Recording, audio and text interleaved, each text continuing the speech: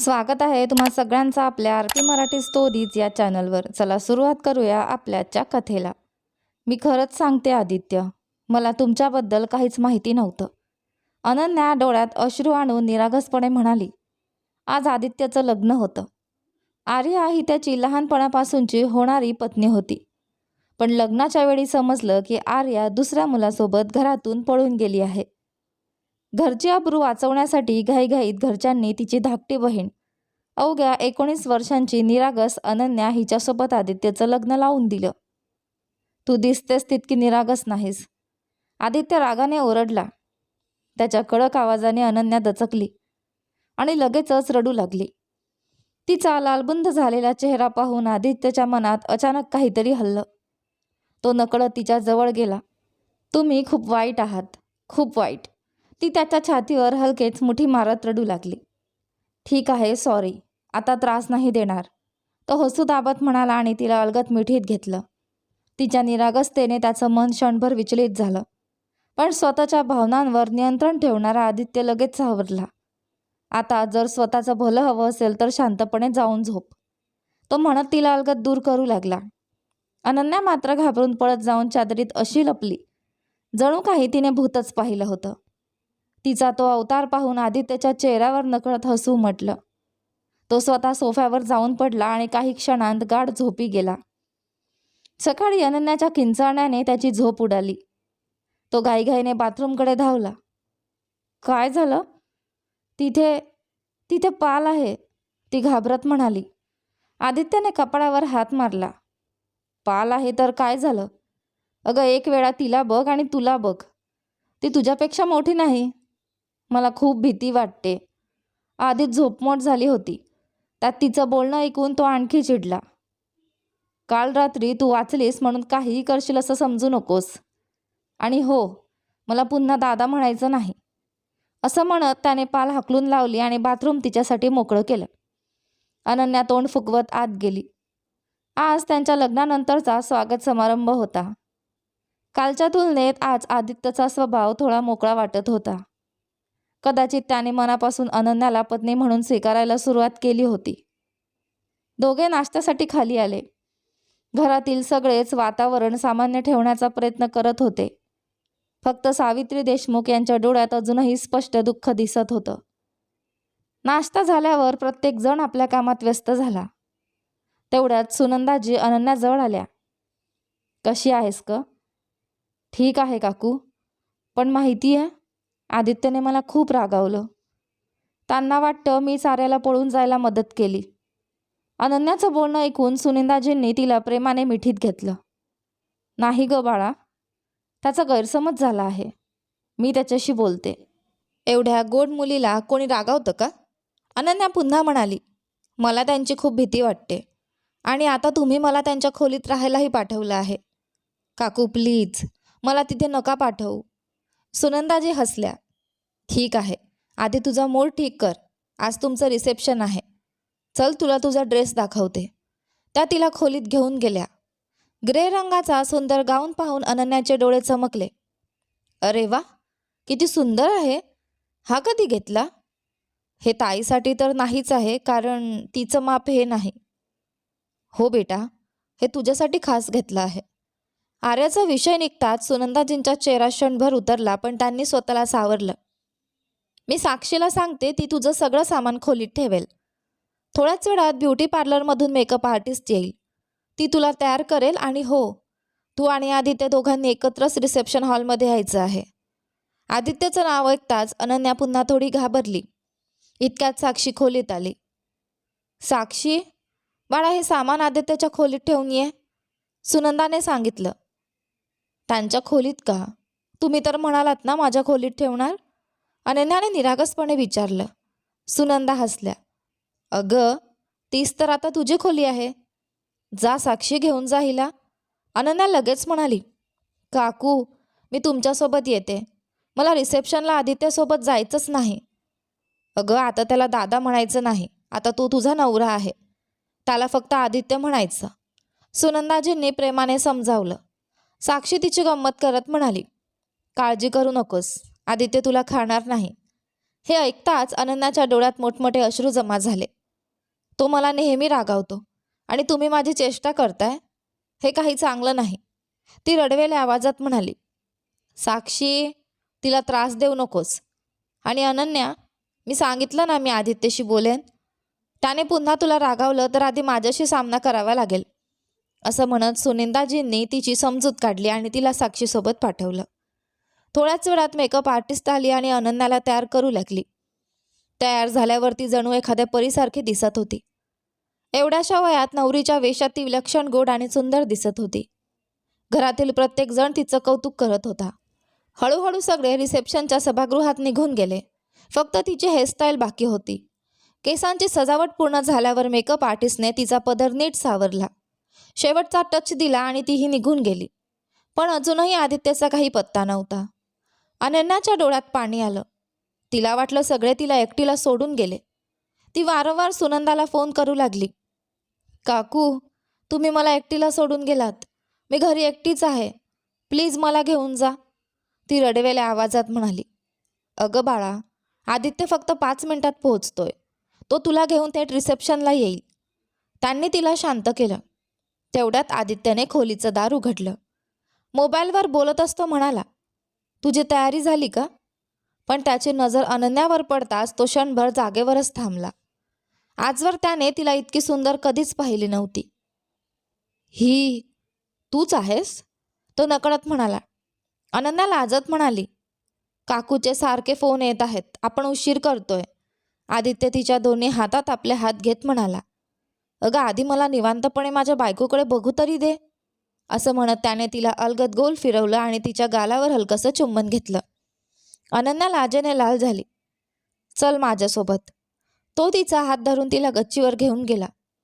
इथे का आणलं? ती आश्चर्याने विचारू लागली. काल लग्नात फोटोशूट राहून गेलं, पण आजच्या रिसेप्शनचं फोटोशूट तरी करूया, त्याने हसत उत्तर दिलं.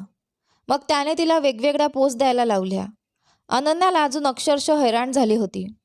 शेवटी फोटोशूट संपलं आणि दोघेही रिसेप्शनच्या सभागृहात पोहोचले. सभागृहात सर्वजण त्यांच्या जोडीचं भरभरून कौतुक करत होते. आर्याच्या घरच्यांना मात्र अजूनही लाज वाटत होती आणि ते पाहुण्यांसमोर फारसं येत नव्हते. पण अनन्या मात्र सगळ्यांच्या कौतुकामुळे मनोमन आनंदी झाली होती. रिसेप्शन संपल्यावर दोघे घरी परतले. अनन्या इतकी दमली होती की तिला नीट चालताही येत नव्हतं. जिन्यावर चढताना ती अडखडली.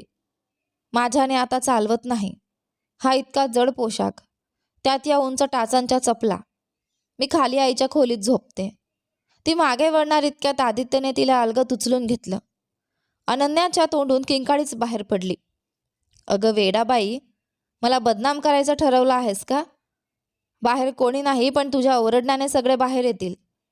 मग म्हणतील आदित्य किती निर्दयी आहे, बिचारा बायकोला त्रास देतो. तो हसत म्हणाला. ती मात्र मान खाली घालून शांत होती. त्याच्या डोळ्यात डोळे घालून पाहायचीही तिची हिंमत होत नव्हती. खोलीत आणून सोडल्यानंतर आदित्य फ्रेश होण्यासाठी बाथरूममध्ये गेला. सुमारे 20 मिनिटांनी तो बाहेर आला तर समोरचं दृश्य पाहून त्याला हसू आवरलं नाही. अनन्या केसांमधल्या पिना काढण्याचा आटोकाट प्रयत्न करत होती, पण एकही पिन निघत नव्हती. वैतागून ती स्वतःचे केसच ओढू लागली होती. काय करतेस? त्याने हसत विचारलं.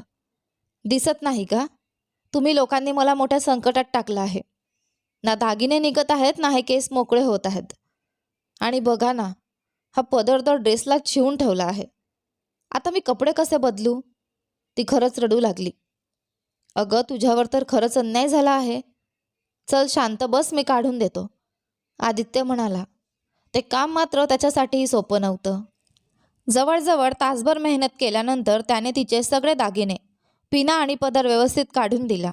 मग कपाटातून एक साधा ड्रेस काढून तिच्या हातात देत तो मिश्किलपणे म्हणाला, आता कपडे बदलशील ना, की तेही मीच करून द्यायचे?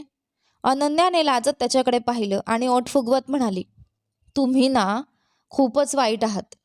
मी आईंना सगळं सांगितलं तर तुम्हाला चांगलंच ओरडतील. अनन्या त्याच्याकडे रागाने पाहत म्हणाली. तिचं बोलणं ऐकून आदित्य क्षणभर गप्प झाला. सकाळीच त्याला बाबांकडून चांगलाच दम मिळाला होता आणि आता त्याच्या लक्षात आलं की त्यामागे या छोट्या बायकोचाच हात होता. तिच्याकडचा हा हिशेब अजून बाकीच होता. सुमारे 15 मिनिटांनी अनन्या आंघोळ करून बाहेर आली. आदित्य पलंगावर बसला होता. तिला पाहताच तो उठून तिच्या समोर आला. इकडे ये जरा. मला आत्ताच आठवलं, तू बाबांकडे माझी तक्रार केली होतीस ना? हो.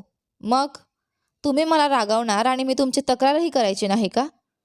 आणि यापुढे तुम्ही मला पुन्हा त्रास दिला किंवा रागावलात तर मी काकूंनाही सगळं सांगणार आहे. मग त्या तुमचं काय करतील ते तुम्हालाच माहीत आहे. हे ऐकताच आदित्य मोठ्याने हसू लागला. वाह, मला तर भारी बायको मिळाली आहे. अजून मी काहीच केलं नाही आणि तक्रारी सुरू झाल्या. मग खरंच काही केलं तर काय करशील? अनन्या आश्चर्याने त्याच्याकडे पाहत कमरेवर हात ठेवून त्याच्याजवळ आली. काहीच केलं नाही म्हणे. मला एवढं रागावलं ते काय होतं? ती बोलत असतानाच आदित्यने तिचा हात धरून तिला आपल्याजवळ ओढलं. बरं, जर मी आईंना सांगितलं की तू माझ्याकडून तुझे दागिने काढून घेतलेस, केसांमधल्या सगळ्या पिना काढायला लावल्या आणि तब्बल 1 तास मला उभं ठेवलंस, तर मग तुझं काय होईल? तो मुद्दाम तिची चेष्टा करत म्हणाला. त्या मग तुलाच आधी ओरडतील. अगं नाही, त्याआधी तुलाच धडा शिकवतील. हे ऐकताच अनन्याचा चेहरा उतरला. ठीक आहे, मी तुमच्या तक्रारी कोणाकडेच करणार नाही, पण तुम्हीही माझ्याबद्दल काही सांगायचं नाही. ती लगेच समेटाच्या सुरात म्हणाली. बस, आता झालं बरं. पण लक्षात ठेव, पुन्हा माझी तक्रार कुणाकडे केलीस तर मीही तुझी सगळी रहस्य आईंना सांगून टाकेन. पक्का वचन, मी काहीच सांगणार नाही. तुम्ही नका सांगू प्लीज. तिच्या चेहऱ्यावरची भीती पाहून आदित्य हसला. ठीक आहे, नाही सांगणार. आता शांतपणे झोप. झोपण्यापूर्वी त्याने तिला तापाची गोळी दिली. औषध घेताच ती काही क्षणांत गाढ झोपली. सकाळी जाग आली तेव्हा तिचा ताप पूर्ण उतरला होता. आदित्यचीही जाग आली तेव्हा अनन्या आरशासमोर उभी राहून केस विंचरत होती. तिने केसांचा उंच पोनीटेल बांधला आणि आरशात स्वतःकडे पाहून हसली.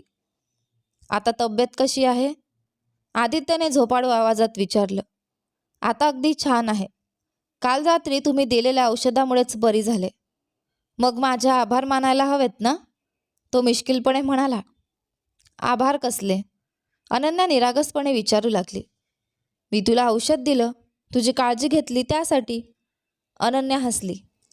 नाही हो, मला पुन्हा ताप आला तर औषध तुम्हीच देणार.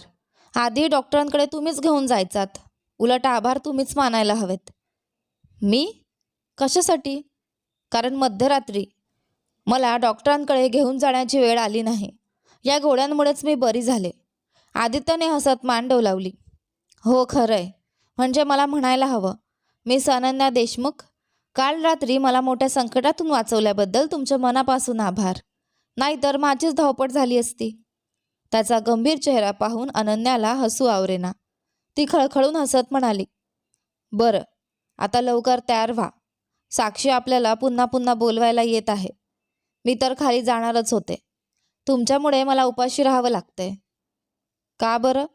आदित्यने आश्चर्याने विचारलं. कारण साक्षीताई म्हणाल्या की नाश्त्यासाठी तुमच्यासोबतच खाली यायचं. त्यांचा हा कसला नियम आहे मला काही कळत नाही. अनन्या नाराजीने म्हणाली. आदित्य हसत म्हणाला. ठीक आहे, मग पटकन तयार हो. मला खूप भूक लागली आहे. कालही मी नीट जेवलो नव्हतो. अहो, मला माझ्या मेकअपची काळजी होती ना. पण सगळ्यांनी माझं किती कौतुक केलं. सगळे म्हणत होते की मी खूप सुंदर दिसते. कालच्या रिसेप्शनची आठवण होताच ती पुन्हा आनंदाने हसू लागली. आणि मी जी तुझी एवढी स्तुती केली तिचं काय? तो मुद्दाम नाराज झाल्यासारखा म्हणाला. आता तुम्ही बाथरूममध्ये जाणार आहात की मी बाहेर जाऊ? तिने खोटा राग दाखवत विचारलं. जातो ग जातो, असं म्हणत आदित्य लगेच बाथरूममध्ये निघून गेला. 1 आठवड्यानंतर अनन्याने पुन्हा कॉलेजला जाणं सुरू केलं. ती 12वी वर्गात शिकत होती. सावित्री शर्मा अनन्याची आई यांनी मात्र स्पष्टपणे विरोध केला. आता तिला कॉलेजला जाण्याची काही गरज नाही. त्यावर सुनंदाजींनी त्यांना थांबवलं. का नाही? मुलीचं शिक्षण अर्धवट का थांबवायचं? जा बाळा, तू कॉलेजला जा. सावित्रीच्या मनात अजूनही आर्याबद्दलचा राग होता. मोठ्या मुलीने जे केलं तेच हीही करेल. त्यांचं बोलणं ऐकून सुनंदाजी चिडल्या. काय बोलतेय तू? आर्याच्या चुकीची शिक्षा अनन्याला का द्यायची? आधी तिला तिच्या खोलीत पाठवा. अनन्या शांतपणे निघून गेल्यावर सुनंदाजींनी सावित्रीला समजावलं. आर्याने जे केलं त्यासाठी अनन्याला दोष देऊ नकोस सावित्री. शिवाय आदित्य स्वतः तिला कॉलेजला सोडेल आणि परत आणेल. मग तुम्हाला कसली काळजी? सावित्रीच्या डोळ्यात वेदना दाटून आल्या. सुनंदा, मुलींवरचा माझा विश्वासच उडाला आहे. अशी मुलं असण्यापेक्षा निपुत्रिक राहिलं असतं तर बरं झालं असतं. पुरे झालं आता. जे झालं ते विसरायचा प्रयत्न करा. विसरणं इतकं सोपं नसतं. आम्ही आर्याला कशाचीच कमी पडू दिली नाही. चांगले संस्कार दिले, शिक्षण दिलं, तरी तिने आमची मान खाली घालायला लावली. त्या दुःखाने बोलत होत्या. सुनंदाजी शांतपणे म्हणाल्या, चूक आपलीही होती.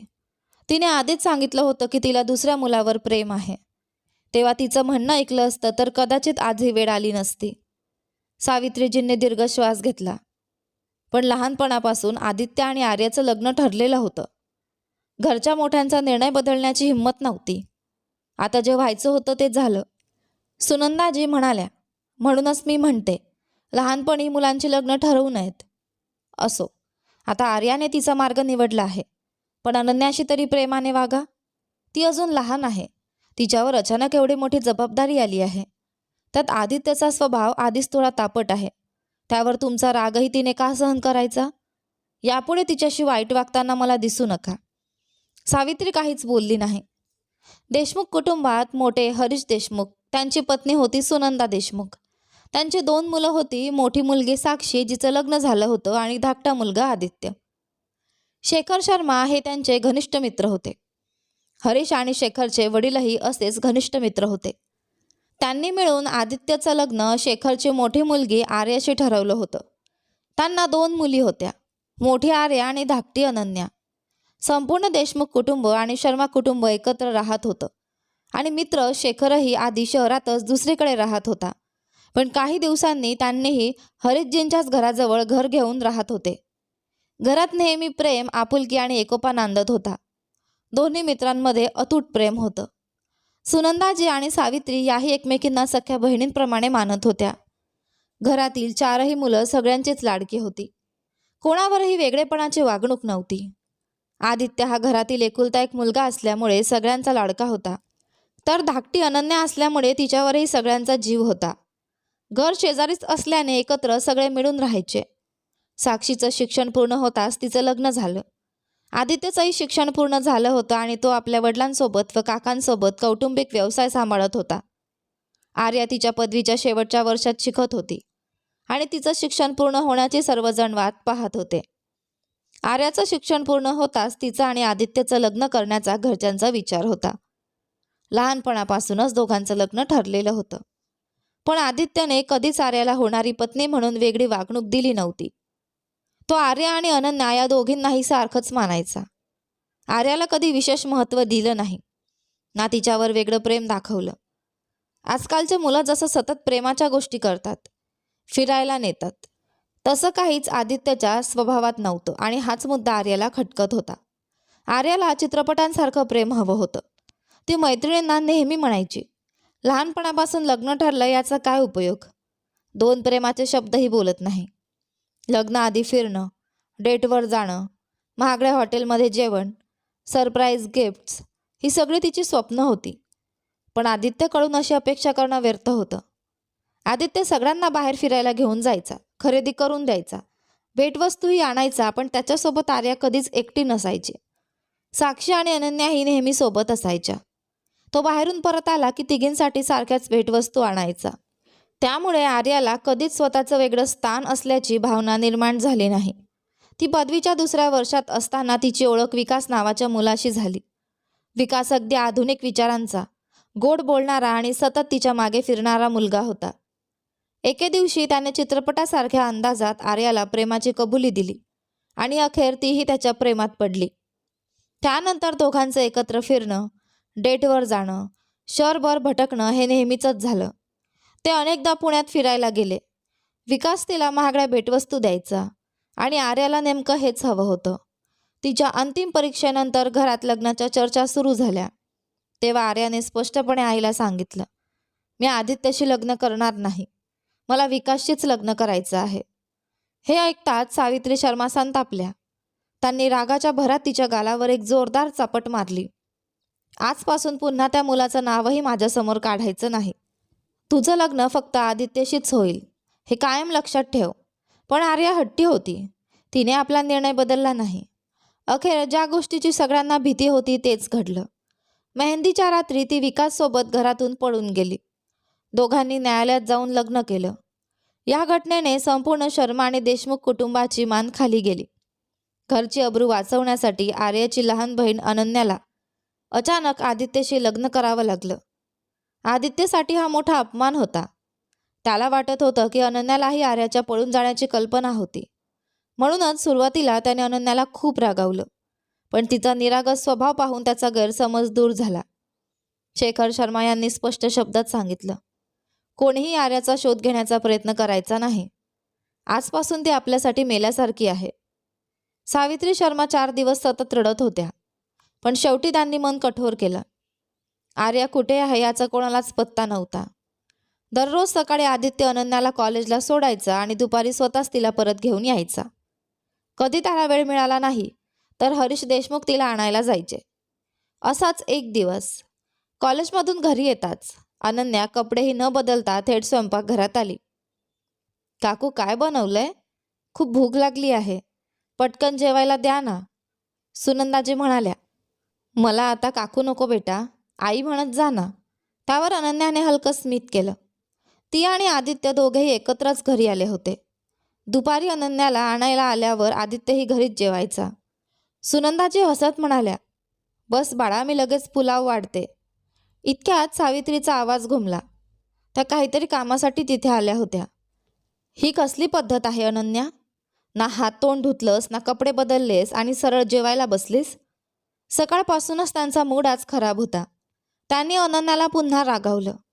अनन्या शांतपणे उठून उभी राहिली. तिचं डोकं खाली झुकलं आणि डोळ्यांतून अश्रू वाहू लागले. काय झालं? का रागावता तिला? सुनंदाजींनी लगेच विचारलं. तिला एवढं सुद्धा कळत नाही का? आधी फ्रेश व्हायचं मग जेवायचं, सावित्री रागाने म्हणाल्या. सुनंदाने अनन्याकडे प्रेमाने पाहिलं. काही हरकत नाही ग, तू आधी बस आणि जेव. नाही काकू, मी आधी कपडे बदलून येते. ती वळणार इतक्यात आदित्यने तिचा हात अलगद धरला. आधी जेवून घे, नंतर कपडे बदल. शिवाय तुला चमच्याने जेवायचं आहे. कपडे खराबही होणार नाहीत, असं म्हणत त्याने तिला पुन्हा खुर्चीवर बसवलं. हे पाहून सावित्री काही न बोलता आपल्या घरी निघून गेल्या. अनन्या बाळा, तुझ्या आईची तब्येत ठीक नाही. तिचा रक्तदाब खूप वाढला आहे, सुनंदाजींनी प्रेमाने सांगितलं. अनन्याचे डोळे लगेच पाणावले. काकू, आर्याताई गेल्यापासून आई माझ्यावरच रागावते. सगळ्यांनाच असं का वाटतं की ताईला मीच पळून जायला मदत केली? ती रडू लागली. अगं अगं, रडायचं नाही, सुनंदाने तिला जवळ घेतलं. बघ, मी तुझ्यासाठी खास मिंट पुलाव बनवला आहे. तुला खूप आवडतो ना? आता माझी मेहनत वाया जाऊ देऊ नकोस. चल आधी जेव. त्यांनी स्वतः चमच्याने तिच्या तोंडात पहिला घास भरवला. अनन्याने डोळे पुसले आणि शांतपणे जेवायला सुरुवात केली. ताट संपवून ती उठली. सुनंदाने आदित्यकडे पाहत विचारलं, आदित्य, तू हिला पुन्हा रागावला नाहीस ना? शपथ आई, मी काहीच बोललो नाही. उलट आता मी तिची खूप काळजी घेतो. सुनंदा समाधानाने हसल्या. छान. लक्षात ठेव, आर्याच्या चुकीची शिक्षा अनन्याला कधीच मिळता कामा नये. ती खूप निरागस आहे. हो आई. आदित्य पुन्हा ऑफिसला निघून गेला. त्या रात्री अनन्या सोफ्यावर पुस्तकांचा ढीग लावून अभ्यास करत बसली होती. जवळच पलंगावर आदित्य लॅपटॉपवर ऑफिसचं काम करत होता. ती एकच गणित वारंवार सोडवत होती, पण उत्तर काही मिळत नव्हतं. वैतागून तिने पेन वहीवर आपटला. काय झालं? आदित्यने विचारलं. आमचे गणिताचे सर बदलले आहेत. नवीन सर शिकवतात ते मला अजिबात समजत नाही. शिवाय खूप कडक आहेत. उद्या हा प्रश्न फळ्यावर सोडवायला लावणार आहेत. ज्याला नाही जमलं त्याला वर्गाबाहेर उभं करणार आहेत. ती नाराज होत म्हणाली. इकडे ये, मी समजावतो. अनन्या लगेच पुस्तक घेऊन त्याच्याजवळ बसली. आदित्यने अतिशय सोप्या पद्धतीने तिला प्रश्न समजावून सांगितला आणि काही मिनिटात तिची शंका दूर झाली. वा, तुम्ही तर माझ्या जुन्या सरांसारखंच छान शिकवता, ती आनंदाने म्हणाली. मग आजपासून रोज माझ्याकडे गणित शिकायला ये. खरंच? हो. त्या दिवसापासून अनन्या रोज आदित्यकडून गणित शिकू लागली. परीक्षा जवळ आल्यावरती रात्रभर अभ्यास करायची. अगं, इतका अभ्यास करून काय करणार आहेस? आता झोप. आदित्य तिला जबरदस्तीने पुस्तक बंद करून पलंगावर झोपवायचा. एका रात्री तर 2 वाजून गेले होते. उद्या कॉलेजला जायचं आहे, अजून झोपली नाहीस? एक प्रश्न सुटत नाहीये. तो सोडवला नाही तर मला झोपच लागणार नाही, ती हट्टाने म्हणाली. आदित्यने दीर्घ श्वास घेतला. चल पुस्तक घेऊन ये, बघू तरी कोणता प्रश्न आहे. तू स्वतःही झोपत नाहीस आणि मलाही झोपू देत नाहीस. अनन्या हसत क्षणार्धात पुस्तक घेऊन आली. जवळजवळ 45 मिनिटं बसून आदित्यने तिला तो प्रश्न समजावून सांगितला. मगच ती निर्धास्तपणे झोपली. तिच्या केसांवरून हात फिरवत तो म्हणाला, इतका अभ्यास करून काय करणार आहेस? मी विज्ञान शाखेत शिकते. चांगले गुण मिळाले तर मला पुढे शिकून डॉक्टर व्हायचं आहे. म्हणजे तुला डॉक्टर व्हायचं आहे? हो, हे माझं लहानपणापासूनचं स्वप्न आहे. आदित्य हसला. अरे वा, माझ्या बायकोचं इतकं मोठं स्वप्न आहे हे मला माहीतच नव्हतं. आणि तुम्ही नेहमी म्हणता ना, इतका अभ्यास करू नकोस. कमी अभ्यास केला तर एक उत्तम डॉक्टर कशी होणार? आदित्यने तिचा हात हातात घेतला. तू नक्की एक उत्तम चांगली डॉक्टर होशील. आता यापुढे मी तुला कमी अभ्यास कर असं कधीच म्हणणार नाही. उलट मन लावून अभ्यास कर असंच सांगेन. परीक्षेच्या काळात अनन्या अक्षरशः पुस्तकातच रमून गेली होती. शेवटी परीक्षा संपल्या आणि तिच्यापेक्षा जास्त सुटकेचा निश्वास आदित्यनेच टाकला. तिच्या अभ्यासाच्या नादात ती आजारी पडेल की काय अशी त्याला भीती वाटत होती. परीक्षा संपताच आदित्य तिला फिरायला महाबळेश्वरला घेऊन गेला. घरच्यांनाही त्याचा हा निर्णय खूप आवडला. लग्नानंतर पहिल्यांदाच अनन्या आणि आदित्य दोघे एकटेच सहलीला गेले होते. अनन्या तर आनंदाने हरखून गेली होती. संपूर्ण आठवडा त्यांनी महाबळेश्वरमध्ये मनसोक्त फिरणं, निसर्गाचा आनंद घेणं आणि एकमेकांसोबत वेळ घालवणं यात घालवला. पूर्वी आदित्यला घाबरणारी अनन्या आता त्याच्याशी मनापासून जुळू लागली होती.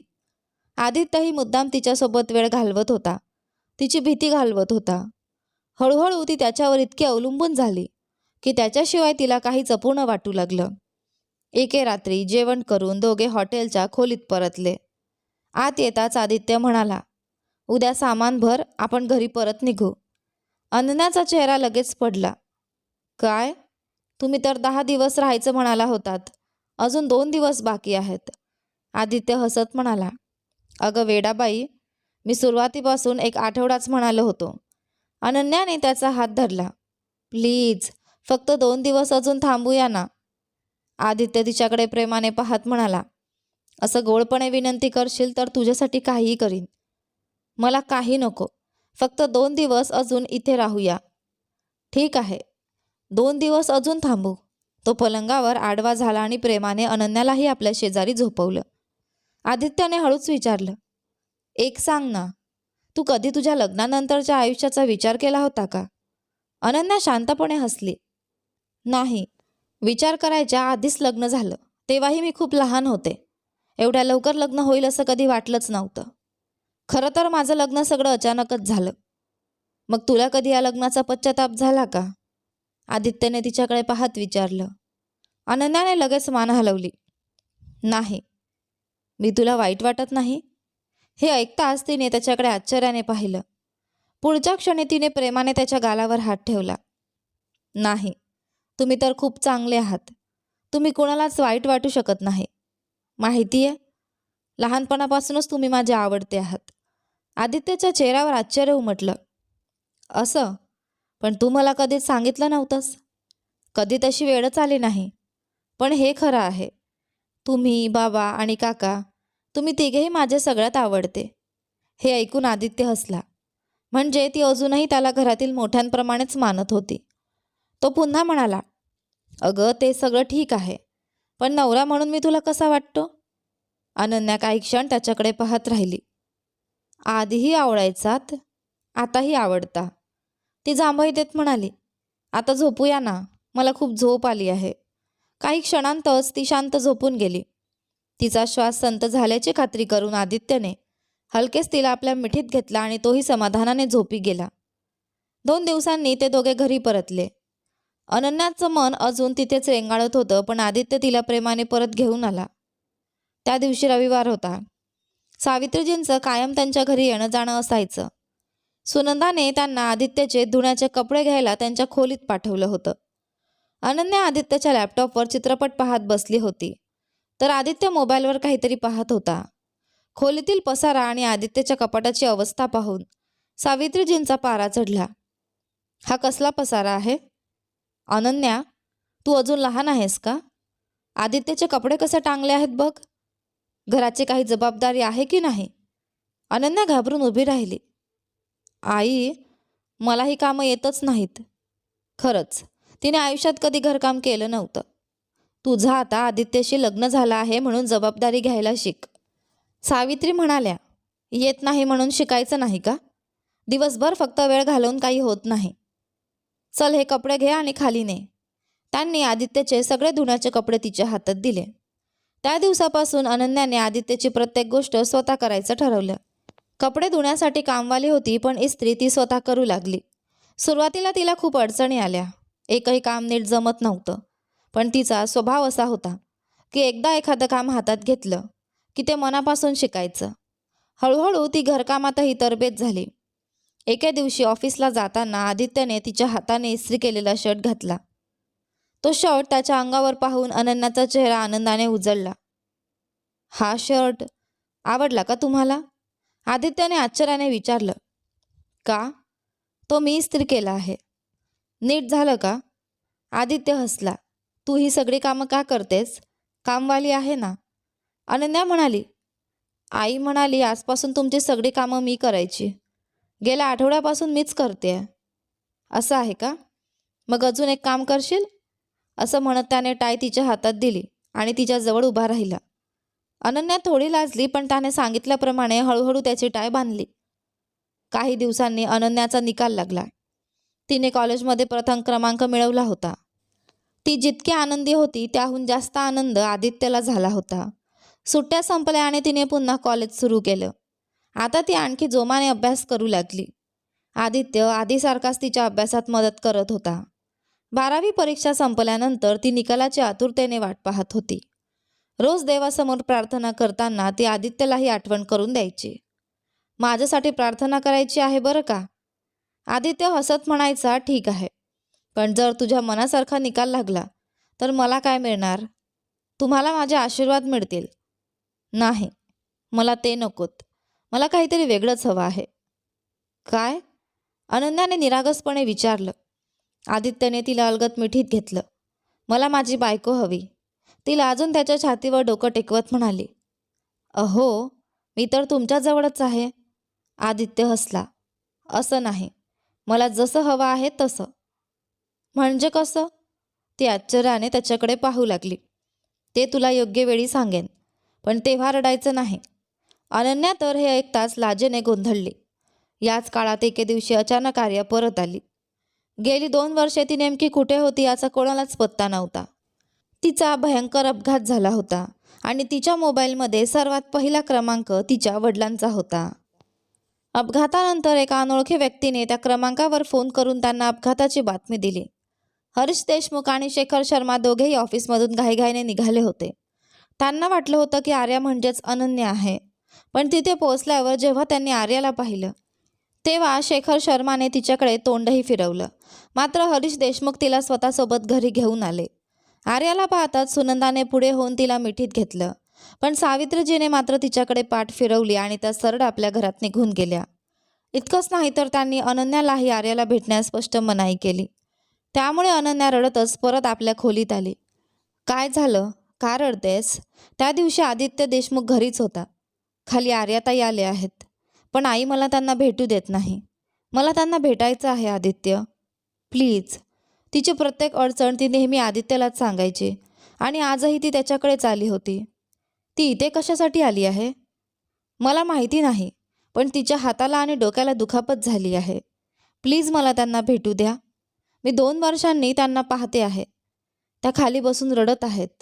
तुम्हीही चला ना. ती त्याचा हात धरून उभी राहिली. आदित्यने तिचे डोळे पुसले. ठीक आहे, जा भेटून ये. मीही येतो. थोड्या वेळाने तोही तिच्या मागोमाग खाली आला. अनन्याने इकडे तिकडे पाहिलं. आई तिथे नव्हती. ती धावत जाऊन आर्याच्या गळ्यात पडली. आर्याताई, तुम्ही कुठे गेल्या होता? मी तुम्हाला खूप मिस केलं. त्यावेळी आर्या हरीश देशमुख आणि सुनंदासोबत बसली होती. मला माफ करा काका. मी तुमच्याशी जे काही केलं त्याची शिक्षा मला लगेच मिळाली होती. लग्नानंतर अवघ्या एका महिन्यात वसंत मला सोडून लंडनला निघून गेला आणि 6 महिन्यांपूर्वी त्याने मला घटस्फोटाचे कागदपत्र पाठवले. अगं बाळा, मग तू आम्हाला काहीच का सांगितलं नाहीस? परत इथे का आली नाहीस? सुनंदाने तिचा हात धरत प्रेमाने विचारलं. मी कोणत्या तोंडाने आले असते? मला तुमच्यासमोर यायलाच लाज वाटत होती. हे बोलताच ती डसाडसा रडू लागली. सुनंदाने तिला घट्ट मिठी मारली. झालं ते झालं. आता तू परत आली आहेस ना, मग इथून पुन्हा कुठेही जायचं नाही, हरीश देशमुखने मोठ्या मनाने सांगितलं. आदित्य मात्र शांतपणे अनन्याच्या शेजारी बसला होता. त्याने आर्याशी एक शब्दही बोलला नाही. सावित्री शर्मा मोठ्या कष्टाने सावरल्या होत्या, पण आर्याच्या परत येण्याने त्या पुन्हा स्वतःमध्येच गढून गेल्या. त्यांनी स्वतःला खोलीतच बंद करून घेतलं. शेखरजीही आता बहुतेक वेळ स्वतःच्या खोलीतच राहू लागले. अनन्या वारंवार आर्याशी बोलण्याचा प्रयत्न करायची, पण आर्या तिच्या कोणत्याही प्रश्नाचं उत्तर देत नव्हती. त्यामुळे अनन्याला वाटू लागलं की आर्याही तिच्यावर रागावली आहे. त्या रात्री तिने आदित्यशी बोलण्याचं ठरवलं. मी तुम्हाला एक प्रश्न विचारू का? हो विचार. आदित्य पलंगावर मांडीवर लॅपटॉप ठेवून काही काम करत होता. अनन्या त्याच्या शेजारी येऊन बसली. सगळे मला दोषी का समजतात? आदित्यने आश्चर्याने तिच्याकडे पाहिलं. काय झालं? कोणी काही बोललं का? नाही, आत्ता कोणी काही बोललं नाही, पण आधी तुम्ही रागावलात, मग आई रागवली आणि आता आर्याताईही माझ्याशी रागाने वागत आहेत. मी नेमकं काय केलं आहे? ती एकेकाचं नाव बोटावर मोजत शेवटी त्यालाच विचारू लागली. आर्याने तुझ्याशी काही बोलली का? नाही, त्या माझ्याशी बोलतच नाहीत. मी कितीही बोलायचा प्रयत्न केला तरी ती उत्तर देत नाही. आदित्यने गंभीर स्वरात सांगितलं. तू आर्याशी जास्त बोलण्याचा प्रयत्न करू नकोस. तुझ्या कामाशी काम ठेव. तिच्या वागण्यातला बदल मला अजिबात आवडत नाही. म्हणजे? माझा अर्थ एवढाच आहे की तिच्याबद्दल जास्त विचार करू नकोस. घरात मोठी माणसं आहेत, ते सगळं पाहतील. तू फक्त माझा विचार कर आणि लक्षात आहे ना, चांगला निकाल लागल्यावर तुला काय करायचं आहे? हे ऐकताच अनन्या लाजली. ती अलगद त्याच्या खांद्यावर डोकं ठेवत त्याच्या जवळ सरकली. तुम्ही चहा पिणार का? अचानक तिचं चहा पिण्याचं मन झालं होतं. आदित्य हसला. मी नाही प्यायलो तरी चालेल, पण तुझं मन झालंय तर माझ्यासाठी 1 कप घेऊन ये. ठीक आहे. ती लगेच उठून स्वयंपाकघरात गेली. रात्री उशिरा तिला अनेकदा चहा पिण्याची सवय होती आणि ती नेहमी आदित्यलाही सोबत चहा पाजायची. ती चहा बनवत असतानाच आर्या स्वयंपाकघरात आली. अनन्या, मी चहा बनवते आहे, तू ही पिणार का? आर्याने आश्चर्याने तिच्याकडे पाहिलं. अगं, यावेळी कसला चहा पित आहेस तू? हो, मी आणि आदित्य रात्री याच वेळी चहा पितो.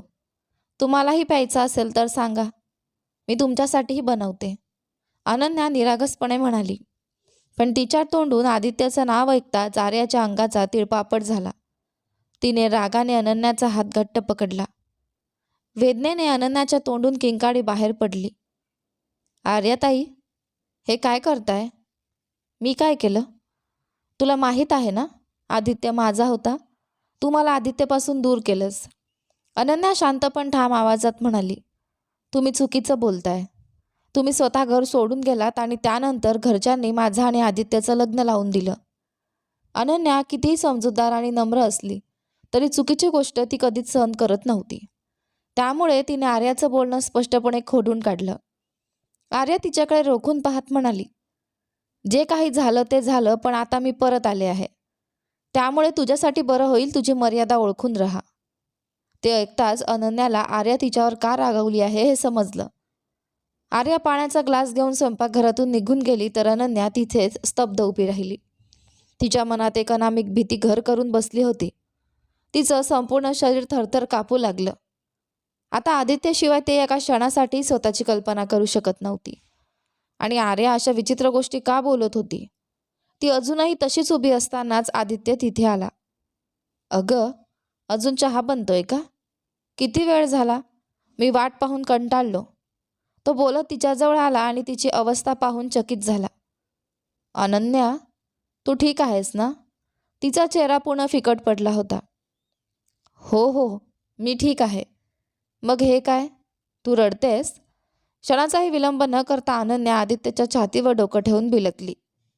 आदित्य, तुम्ही मला कधी सोडून तर जाणार नाही ना? आदित्यने तिच्या केसांवरून प्रेमाने हात फिरवला. काय वेड्यासारखं बोलतेस? मी तुला का सोडेन?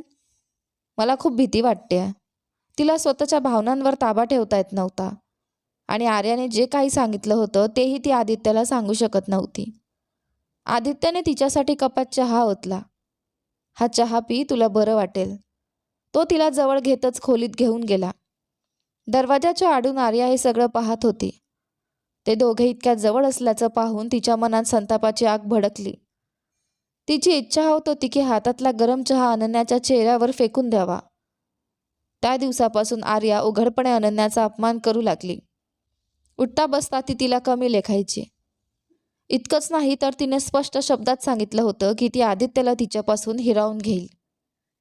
त्या रात्री आदित्य बागेत बसला होता. त्याने अनन्याला स्वतःसाठी चहा आणायला सांगितलं होतं. अनन्या स्वयंपाकघरात चहा बनवत असतानाच आर्या आदित्यजवळ आली. तुम्ही इथे का आलात? आदित्यने कठोर आवाजात विचारलं. मला तुमच्याशी बोलायचं आहे. मला तुझं काही ऐकायचं नाही. माझ्यासमोर येत जाऊ नकोस. बाबा आणि काकांनी तुला माफ कसं केलं हेच मला समजत नाही. तुझ्यासारख्या मुलींना तर शिक्षा व्हायला हवी, ज्या स्वतःच्या वडिलांच्या सन्मानाची किंमत ठेवत नाहीत. तो पुढे म्हणाला, आणि एक गोष्ट नीट लक्षात ठेव. तू अनन्याला जो त्रास देते आहेस ना, तो इथंच थांबव. मला काही दिसत नाही असं समजू नकोस. ती खूप निरागस आहे. याचा अर्थ असा नाही की तू तिच्याशी मनाला येईल तसं वागशील. आज नंतर जर तू तिला पुन्हा त्रास दिलास तर माझ्यापेक्षा वाईट कोणी नसेल. मी माझ्या बाबांसारखा मवाड नाही, समजलं? तेवढ्यात अनन्या ट्रेमध्ये 2 कप चहा घेऊन आली. अरे, तुम्हीही इथे आहात? माफ करा, मी तुमच्यासाठी चहा बनवला नाही. हा माझा कप तुम्ही घ्या. आदित्यने लगेच नकार दिला. नाही, तू तुझा चहा तिला का देते आहेस? यावेळी चहा प्यायला तुलाच आवडतं ना? हा तुझा चहा आहे आणि तूच पिणार. असं म्हणत त्याने अनन्याचा हात धरला. तिला स्वतःच्या शेजारच्या खुर्चीवर बसवला आणि तिच्या हातात चहाचा कप दिला.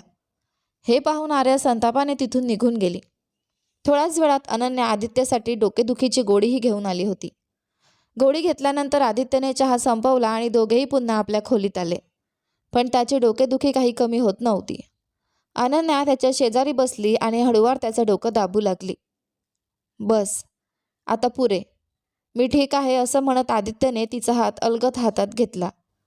पण अनन्या मात्र कुठल्या तरी विचारात हरवून गेली होती. अनन्या, कुठे हरवलीस? मी तुझ्याशी बोलतोय. ती भानावर आली. मला तुम्हाला एक गोष्ट सांगायची होती. हो बोल. ती बराच वेळ धीरगोरा करत होती. शेवटी अळखळत म्हणाली, तुम्ही आर्याताईशी लग्न करा. मला घटस्फोट द्या. हे ऐकताच आदित्य अक्षरशः दचकून उठून बसला. काय वेड्यासारखं बोलतेस? तुला तर या बोलण्याचा अर्थ समजतोय का? अनन्या घाबरत म्हणाली, त्या तुमच्यावर प्रेम करतात आणि कदाचित तुम्हीही त्यांच्यावर प्रेम करत असाल. मीच विनाकारण तुमच्या दोघांच्या मध्ये आले. घरच्यांनी त्या परिस्थितीत आपलं लग्न लावलं. 1 मिनिट. आदित्य रागाने तिचं बोलणं तोडत म्हणाला, 2 वर्ष तू माझ्यासोबत आहेस. या 2 वर्षात तुला कधी वाटलं का की मी आर्यासाठी तडफडतोय, तिच्या आठवणीत जगतोय? त्याचा आवाज इतका मोठा झाला की अनन्या घाबरून गेली. लग्नाच्या दिवशी जसा तो रागावला होता तसाच भयंकर राग तिने आज पुन्हा पाहिला होता. त्या दिवसानंतर त्याने तिच्यावर नेहमी प्रेमाची सावलीच धरली होती. पुन्हा तीच तुझ्या मनात विष पेरून गेली ना? एकदा आमच्या आयुष्यात आग लावूनही तिचं समाधान झालं नाही, म्हणून पुन्हा आली आहे. आणि तुझी हिंमत तरी कशी झाली मला अशी गोष्ट सांगायची? अनन्याच्या डोळ्यांतून अश्रू वाहू लागले. मी काय करू? आर्याताई म्हणतात की मी त्यांचा हक्क हिरावून घेतला. आदित्यचा राग थोडा शांत झाला. त्याने तिला जवळ घेतलं. त्याला माहीत होतं की अनन्या निरागस आहे. तिच्या मनात कपट नव्हतं आणि अशा कारस्थानांची तिला कल्पनाही नव्हती. ऐक अनन्या, मला माहीत आहे तुला आर्याची काळजी वाटते, पण घर सोडून जाण्याचा निर्णय पूर्णपणे त्यांचा स्वतःचा होता. त्यांनी स्वतःच काट्यांची वाट निवडली. आणि एक गोष्ट नीट लक्षात ठेव, मी त्यांच्यावर कधीच प्रेम केलं नव्हतं. अनन्या हळूच म्हणाली, पण ती तर तुमच्यावर प्रेम करते. आदित्य कळवट हसला. जर खरंच प्रेम केलं असतं तर त्या रात्री पडून गेली नसती. माझ्यावर तो सोड, तिने स्वतःच्या वडिलांचाही विचार केला नाही. जरा विचार कर, लग्नाच्या दिवशी कोणती मुलगी घरातून पळून जाते? परिस्थितीचं गांभीर्य तिला कळत नव्हतं का? आता ज्याच्यासाठी ती गेली त्यानेच तिला फसवलं, म्हणून ती स्वतःला निष्पाप दाखवत आहे.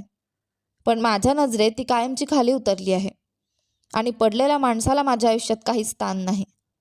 तो पुन्हा म्हणाला, आणि मला तुझ्यावरही खूप राग आला आहे. तू इतका मोठा गैरसमज कसा करून घेतलास? तुला माहिती आहे का, तू मला आर्याशी लग्न करण्यास सांगण्याचा अर्थ काय आहे? अनन्याने रडतच मान खाली घातली. सॉरी, मी तुम्हालाही दुखावलं. कळत नाही, मी सगळं चांगलं करण्याचा प्रयत्न करते, पण शेवटी सगळं चुकीचं होतं. त्या दिवशी आदित्य तिच्यावर खरंच नाराज झाला होता. त्याचा राग पाहून अनन्याची तर भीतीने अवस्था खराब झाली. शेवटी रडतच ती सुनंदाकडे गेली. आदित्यशी ती पुन्हा हा विषय काढू शकत नव्हती. ती सासूच्या मांडीवर डोकं ठेवून रडू लागली. काय झालं ग अनन्या, का रडतेस? आई, 3 दिवस झाले आदित्य माझ्यावर रागावले आहेत. ते माझ्याशी बोलतच नाहीत. का? काय झालं? अनन्या खरं कारण सांगू शकली नाही. ते नाही सांगू शकत, पण तुम्ही त्यांना जरा रागवा ना. माझी चूक एवढी मोठी नव्हती. ठीक आहे, मी बोलते त्याच्याशी. सुनंदाने आदित्यला बोलावून घेतलं. तो लगेच त्यांच्या खोलीत आला. हो, बोलावलं होतं? सासूच्या मांडीवर डोकं ठेवून बसलेल्या अनन्याकडे पाहताच त्याने तिच्याकडे कटाक्ष टाकला. अनन्या हळूच सासूच्या कानात कुजबुजली. पहा ना, अजूनही रागानेच बघत आहेत. सुनंदा हसत म्हणाल्या, तू माझ्या मुलीवर रागावलास? आई, आधी तिला विचारा ना मी का रागावलो. मला काही ऐकायचं नाही. आधी सॉरी म्हण. माझ्या मुलीला किती रडवलंस? आदित्य हसत म्हणाला, हा अन्याय आहे. चूक तिची आणि माफी मी मागायची? अनन्या लगेच म्हणाली, आई, मी तर 3 दिवसात 30 वेळा सॉरी म्हटलं आहे. बस मग, निर्णय झाला. आता सॉरी आदित्यच म्हणणार. सुनंदाने ठामपणे सांगितलं. आदित्यने हात जोडत हसत म्हटलं, सॉरी महाराणी साहेब, माझ्या नकळत झालेल्या चुकीसाठी मला माफ करा. अनन्या लगेच हसली. माफ केलं. ती आनंदाने आईंना मिठी मारत म्हणाली, धन्यवाद आई. आता त्यांना सांगा ना मला आईस्क्रीम खायला घेऊन जावं. सुनंदा हसल्या. हो, जा. माझ्या मुलीला छान आईस्क्रीम खाऊ घाल. आदित्य हसतच अनन्याचा हात हातात घेऊन घराबाहेर पडला. हे सगळं पाहून आर्याचे डोळे अखेर उघडले. आता तिला पूर्ण खात्री झाली होती की आदित्य तिच्याकडे कधीच परत वळून पाहणार नाही. तिच्या घरात तिची आई ना सावित्री तिच्याशी बोलत होत्या ना शेखर देशमुख. अशा परिस्थितीत ती किती दिवस सुनंदाच्या त्या घरात राहणार? त्या रात्री तिने पुन्हा एकदा कुणालाही न सांगता घर सोडलं. यानंतर तिने विशेष गरजा असलेल्या मुलांच्या संस्थेत काम सुरू केलं आणि वसतिगृहात राहू लागली. ते आयुष्य तिने स्वतःच्या निर्णयाने निवडलं होतं आणि कदाचित तीच तिच्या आयुष्याची खरी शिक्षा होती. आर्याने घर सोडल्यानंतर देशमुख कुटुंबात आयुष्य हळूहळू पुन्हा पूर्वपदावर येऊ लागलं. आदित्य आणि अनन्याचं नातं दिवसेंदिवस अधिक घट्ट होत गेलं. त्यांच्यात आता फक्त पती पत्नीचं नातं नव्हतं, तर एकमेकांवर अढळ विश्वास ठेवणारे 2 जिवलग साथीदार तयार झाले होते. अनन्याच्या निरागस प्रेमाने आदित्यच्या आयुष्यातील प्रत्येक जखम भरून निघाली, तर आदित्यच्या प्रेमळ साथीत अनन्याला आयुष्यभराची सुरक्षितता मिळाली. सुनंदाजी, हरीश देशमुख, शेखर शर्मा आणि सावित्री शर्मा यांनाही काळाने शिकवलं की मुलांवर विश्वास ठेवणं, संवाद साधणं आणि योग्य वेळी योग्य निर्णय घेणं किती महत्त्वाचं असतं. घरात पुन्हा आनंद, हसू आणि आपलेपणाचं वातावरण निर्माण झालं. दुसरीकडे आर्या विशेष मुलांसोबत काम करत असताना आयुष्याचा खरा अर्थ शिकत होती. दुसऱ्यांच्या चेहऱ्यावरचं हास्य फुलवताना तिला स्वतःच्या चुका आणि त्यांची किंमत अधिक स्पष्टपणे जाणवू लागली. तिने आपल्या भूतकाळाला स्वीकारलं. कुणालाही दोष न देता स्वतःचं आयुष्य स्वतःच्या कष्टाने उभं करण्याचा निर्णय घेतला. तिच्या मनात आदित्यबद्दलचं आकर्षण हळूहळू संपलं आणि त्या जागी पश्चातापातून आलेली परिपक्वता निर्माण झाली. तिने मनोमन अनन्या आणि आदित्यच्या सुखासाठी प्रार्थना केली. काही महिन्यांनंतर एका मंदिरात योगायोगाने त्यांची भेट झाली. आर्याने दोघांकडे पाहून हलकसं स्मित केलं. तुम्हा दोघांना मनापासून शुभेच्छा. तुम्ही दोघं कायम आनंदी राहा. अनन्याने पुढे होऊन तिचा हात हातात घेतला. तिच्या डोळ्यात राग नव्हता, फक्त माणुसकी होती. ताई, तुम्हीही आनंदात राहा. भूतकाळ बदलता येत नाही, पण भविष्य नक्की बदलता येतं. आर्याच्या डोळ्यात पाणी आलं. तिने दोघांना आशीर्वाद दिला आणि शांतपणे आपल्या नव्या आयुष्याच्या दिशेने निघून गेली. आदित्यने अनन्याचा हात घट्ट धरला. दोघेही मंदिराच्या पायऱ्या उतरू लागले. सूर्यास्ताची सोनेरी किरणं त्यांच्या चेहऱ्यावर पडत होती. त्या क्षणी त्यांना जाणवलं की खऱ्या प्रेमाला मोठमोठ्या वचनांची गरज नसते. त्याला फक्त विश्वास, साथ आणि आयुष्यभर एकमेकांचा हात न सोडण्याची तयारी लागते. या कथेचा सर्वात सुंदर पैलू म्हणजे यात प्रेम फक्त रोमॅन्टिक भावनेपुरतं मर्यादित न राहता विश्वास, संयम, जबाबदारी आणि मजबूत व्यक्तिमत्वाच्या आधारावर उभं राहताना दिसतं. अनन्याची निरागसता, प्रामाणिकपणा आणि सहनशीलता मनाला भिडते, तर आदित्यचा रागातून समजूतदारपणा, संरक्षणाची भावना आणि खऱ्या प्रेमापर्यंतचा प्रवास त्याच्या व्यक्तिमत्वातील सकारात्मक बदल अधोरेखित करतो. दुसरीकडे आर्याचं पात्र आपल्याला शिकवतं की भावनांच्या भरात घेतलेले चुकीचे निर्णय फक्त एका व्यक्तीचं नाही, तर संपूर्ण कुटुंबाचं आयुष्य बदलून टाकू शकतात आणि नंतरचा पश्चाताप अनेकदा हरवलेलं सुख परत आणू शकत नाही. काही प्रसंगी कथेतील पात्रांचं कठोर वागणं टीकेचं वाटू शकतं, पण त्याच वास्तववादी वागण्यामुळे कथेतील भावना आणि पात्रांचा प्रवास अधिक प्रभावी आणि जीवनाच्या जवळचा वाटतो. या कथेचा खरा संदेश असा आहे की नाती हक्क गाजवून नव्हे, तर विश्वास, निष्ठा, प्रामाणिकपणा, आदर आणि त्याग यांच्या बळावर टिकून राहतात. तर घाईघाईत घेतलेले स्वार्थी आणि चुकीचे निर्णय अनेक वर्षांचं सुख एका क्षणात उद्ध्वस्त करू शकतात. आयुष्य प्रत्येकाला नेहमी दुसरी संधी देत नाही. म्हणून कोणताही निर्णय भावनांच्या भरात न घेता शांत विचार, जबाबदारी आणि आपल्या प्रिय व्यक्तींच्या सन्मानाचा विचार करून घ्यावा. कारण शेवटी तेच प्रेम कायम टिकतं, ज्याचा पाया परस्पर आदर, निखळ प्रामाणिकपणा, विश्वास आणि खऱ्या व्यक्तिमत्वावर उभा असतो. आशा आहे तुम्हाला आपली ही कथा आवडली असेल. कथा आवडली असेल तर व्हिडिओला लाईक करा, शेअर करा, चॅनलवर नवीन असाल तर सबस्क्राईब करा आणि हो, नोटिफिकेशन बेल नक्की दाबा, जेणेकरून येणाऱ्या पुढील व्हिडिओची अपडेट तुम्हाला लवकरच मिळेल. धन्यवाद.